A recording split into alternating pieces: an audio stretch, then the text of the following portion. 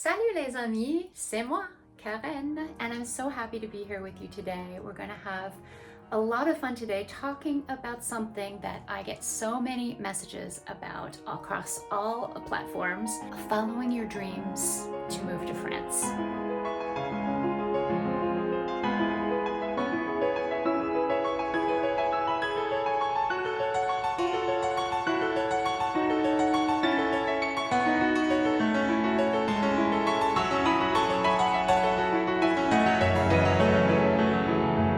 This is a dream that I can totally relate to. I feel it in my heart even now that I actually live here, and I am here to champion for you if that's what you want to do too. So today I thought I would give you some real talk about how to approach just the very idea of moving to France if that's something that is truly your dream. This video is not about getting a visa, paperwork, legal stuff, any of that type stuff, although I have made a couple of videos about tips and things that I wished I had known, so check those out. This is more about something more important, because you can get through paperwork. It's that intrinsic thinking about what is right for you, some questions you can ask yourself, and some steps you can take if it's something that is really, tugging at your heartstrings. Couple of things before we get started. First of all, I am getting so many requests for my lipstick color, which I also love. It's my favorite. And so I thought I would just read it off for those who are interested. It's a French brand, Rouge Baiser, and it's called L'Authentique, the authentic, and the number is 423. You can get it in Monoprix if you're visiting Paris. The next thing is, disclaimer, I love living in France so much that I just want to gather you all up in my arms, put you on a plane, and bring you all over here. But that being said, living in France is not for everyone, right? And there are a million reasons why you may want to live here, or why you may need to move here. And there are reasons why it may not be quite right for you. So I'm not saying by any means that everyone should or needs to move to France. I'm just here to tell you a little bit more about what my process was and hope that it helps you. And then just before we dive in, if you're interested in learning more about life in France and what it's like to really be here, my story about moving to France for love, all that jazz, recipes, laughs. We have a really super sweet community over my free newsletter on Substack, so come on over and visit us there. We would absolutely love to have you. If you think you want to live to France, I would ask you, have you been to France? And a lot of people have taken a vacation here. Maybe they came for a school trip or graduation present or even a super romantic honeymoon, which is top. I myself had only been to France once for a very short time. I had terrible jet lag, but I still loved it. I went away, didn't come back for years and years, and then reminded myself how much I had always loved France. I had studied French in school, and I made a commitment to start coming back to France. At that time, I was all alone. I was not married. J'étais toute seule. I was all alone. I just started taking trips to France, 5 days, 2 weeks. Eventually, when I kind of started to get more serious about picking up my French studies again, I would come for a month and I would take a class here and I would work remotely and I would try to dip my toe into getting more connected in certain ways, just talking to people I didn't know, going a little bit outside of the tourist corridor, just doing interesting things and seeing do I like being here? And that helped me a lot to realize I'm still how much I love just France in general and that it felt right to me. I would encourage you, wherever you are in your process, if you haven't really dipped your toe into France, aside from just, a quick tourist visit, that would be my first advice to you. Plan a trip, all right? Get over here and try, even in a short trip, to do at least a little bit of stuff that is not just blatantly touristic, right? What does that mean? Go into the grocery store. Go into some local businesses that are not souvenir shops. Try to learn a few phrases, right? Learn how to say bonjour. Learn how to say merci. Learn how to say au revoir. Learn how to say, where are the toilets? Or I would like to have a blah, blah, blah, please. Because then you can dip your toe in and see what it's like, if you don't speak the language, to interact with the French who do speak the language. How does it make you feel? How comfortable are you with that aspect of, being a newbie in a language and a newbie in the culture? Now, if you find that your dream is only fueled by that first visit or a few visits to France, and that you're ready to really kind of take the next step, I still wouldn't say to move directly to France. I would say to come for a longer period of time.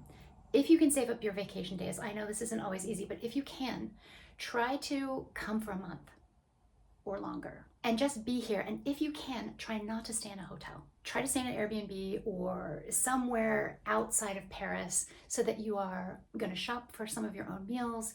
You are going to, have a key to a place to live and walk in and out and get more of a sense of being a local. You can make a little bit more of a routine for yourself, and you'll just feel this is one less barrier between you and France, right? So try that. On a trip like that, even more, try to go into supermarkets, try to talk to people that you don't know.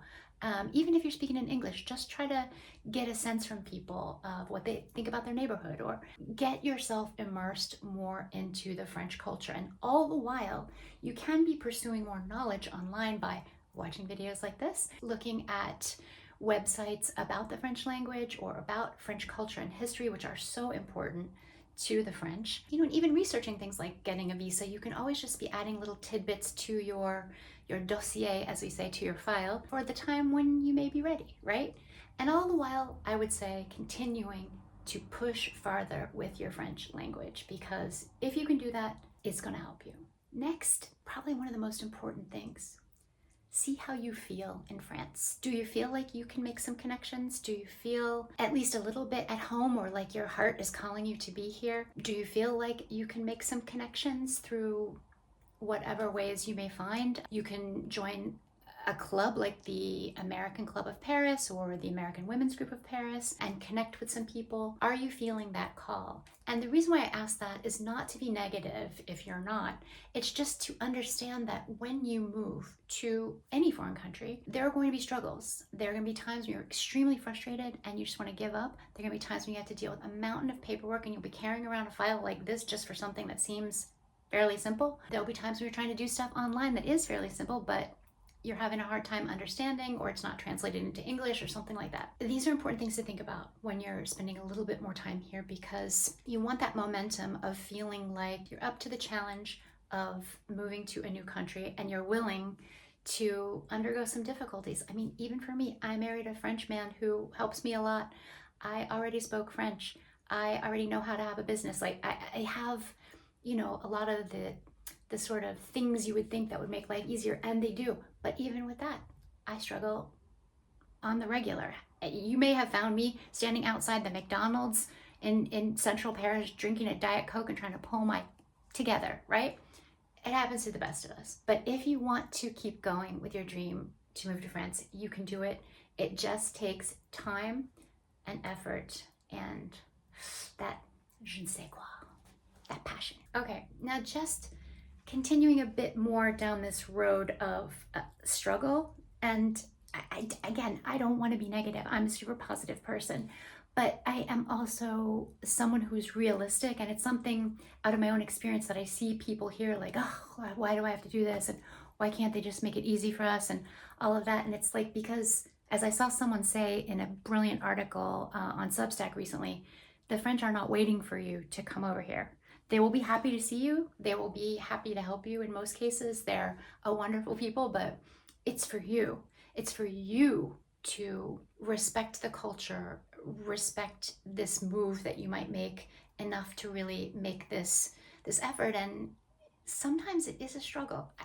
I don't know what else to tell you, but it's a beautiful struggle and it's worth it. And you end up feeling so damn great that you've been able to overcome and start to fit in. I say this by way of encouragement, not discouragement, but I also say it to give you like a little wake up call to help you in your pursuit of your dream. Another thing to ask yourself, are you moving to France alone? Or are you going to be moving with a partner or with a family? What's your whole relationship status? Are you moving to France for someone else? These are all things to take into consideration and to make sure that you yourself feel solid and strong and able to deal with those things. I mean, for example, if you move as a family, one spouse may have a job, one may not. It could possibly create some tension. Are you going to be moving to France alone? Because if you're moving alone, you have got to get some strategies for joining groups, getting friends, getting yourself out there and connecting.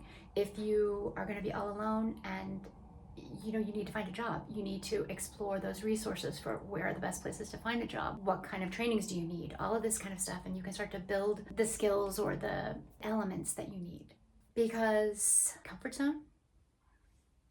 What's a comfort zone? Because if you move to a foreign country, you are going to be out of your comfort zone for years. And I don't say that to be a Debbie Downer. In fact, being out of your comfort zone can be like the absolute best thing that ever happened to you. I find it like just such a motivator. If you're moving to France with a family and you need to think about school and renting like a house or all that sort of stuff, these are all things that you should think through. Find some resources online and again, come over to France together.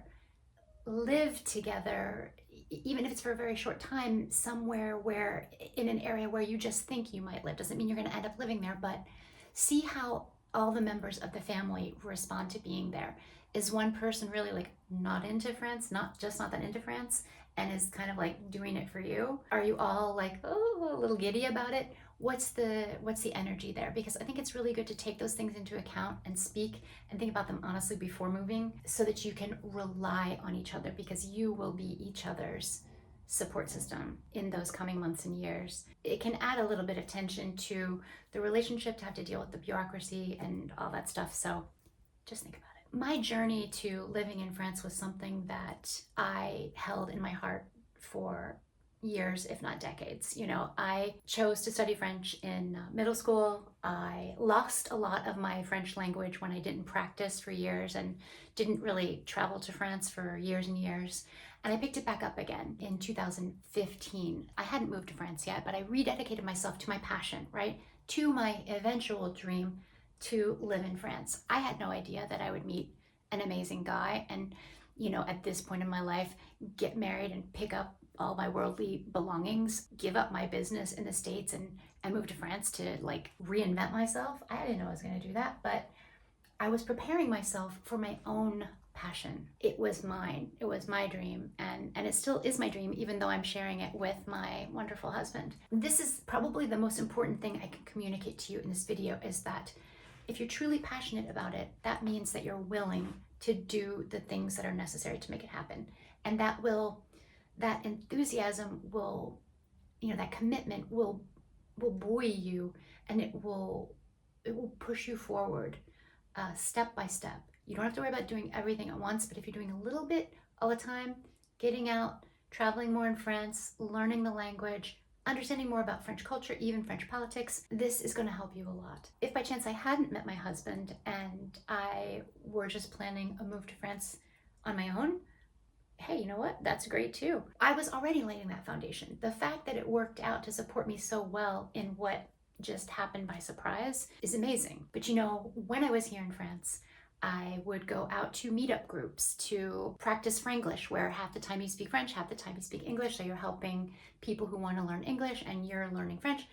I took courses, I read books, I went to movies, I went to exhibitions, I went outside of the tourist areas, I lived in apartments, not in hotels. And these are all things that you can do for yourself too. The key is to be true to your passion and to pursue it with a sincerity, not just for this tourist vision of, you know, Emily in Paris walking around wearing a beret. That's not where it's at, folks. If you want more information on like getting visas and things like that, you can find that on YouTube, and you can look at my tips for planning your move to France and the things that I wished I had known. I also have a video about my French language journey in more specifics, and a bunch of other great stuff there that I hope will help you. If I can answer any questions for you, please leave them in the comments. As many of you may know, I love the comments and I try to answer every one of them. And check the description below for more resources for following your dream to France. Do come over and see us on Substack. We would really, really love to have you over there, and it's a lot of fun. You also may find a lot of interesting information. I also share a lot of other accounts and tips on cities that I like and just all kinds of good stuff. So hope to see you there. Wishing you bonne continuation, les amis, et bonne journée. À bientôt.